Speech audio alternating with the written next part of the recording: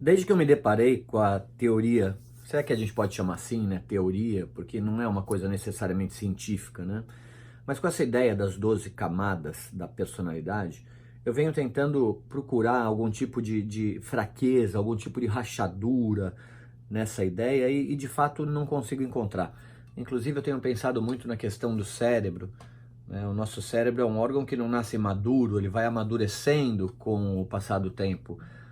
E esse amadurecimento ele vai se dando das partes mais interiores para as partes mais novas, evolutivamente falando, que são as partes corticais, né? E isso tem uma similaridade muito grande com isso que eu venho falando com vocês, com essa expansão da nossa capacidade de perceber a complexidade do mundo. Então, somos só corpo, temos heranças, aprendemos um rudimento de linguagem, vamos amadurecendo a nossa percepção temporal e vamos olhando para trás e falando, caramba, se ontem foi bom, amanhã terá que ser também. Então a gente vai cristalizando emoções e afetos. Tudo isso é por aqui, ó. Tudo isso é bem no comecinho da estruturação e amadurecimento cerebral.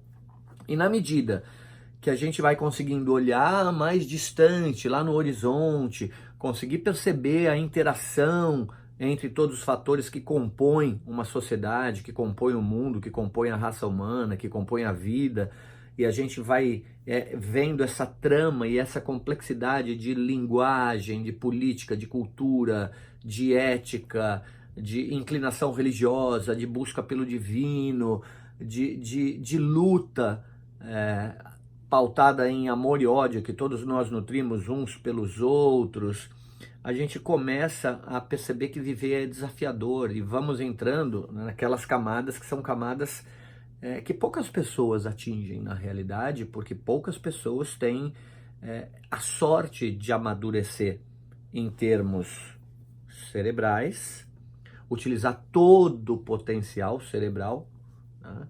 E consequentemente em termos mentais, espirituais, porque ainda que eu não acredite que o cérebro forme a nossa mente e a nossa alma, com certeza ele é a base da nossa mente e da nossa alma quando a gente está aqui na intrafisicalidade. Tudo que passa pela nossa cabeça tem que passar necessariamente por esse órgão de 1,5 kg gelatinoso, grudento, esquisito, e por onde passam, né, memórias, sonhos, decepções, alegrias, tristezas, amores, enfim, tudo isso.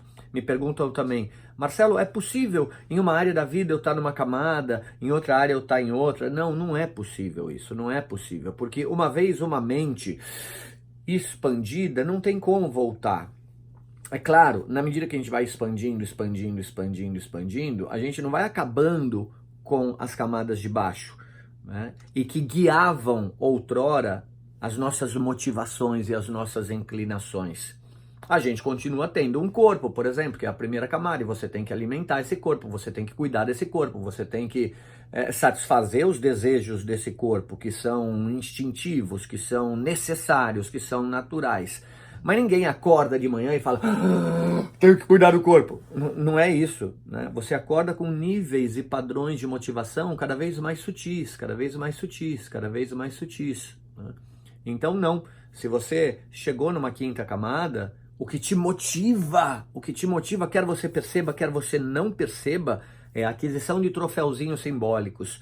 Você vai querer saber, caramba, o que eu sou bom, mesmo que não seja consciente isso, você vai buscar colocar-se à prova, né? E isso motiva as tuas atitudes no cotidiano. Em suma, você acaba ficando mais competitivo, acaba ficando mais competitiva. Então não existe isso de você descer, subir, descer, subir, descer, subir. Você tem que alimentar todas as estruturas de baixo, mas quando a gente fala de onde eu estou, existencialmente, a última camada motiva você para continuar andando e continuar expandindo. Não faz necessariamente de você uma pessoa melhor. É um padrão de motivação, como se fosse motivado pelo último orbital de um átomo, né? Esqueceu de química, né? Vai lá estudar depois o que é orbital, tá? Então é isso aí, tá? Cada vez que a gente sobe uma camadinha, a gente vai se motivar por coisas mais sutis e a gente vai sofrer por coisas mais sutis, né? Então, se você não está muito confortável na camada que você está, lute para subir um degrauzinho, porque daí você pode sofrer no andar de cima, porque invariavelmente você vai sofrer, porque nem sempre a gente vai atingir aquilo que a gente está buscando nas camadas, seja a camada atual que a gente esteja, ou seja nas camadas que a gente sonha um dia estar. Beleza? A gente vai continuando esse bate-papo aqui sobre as camadas. Valeu!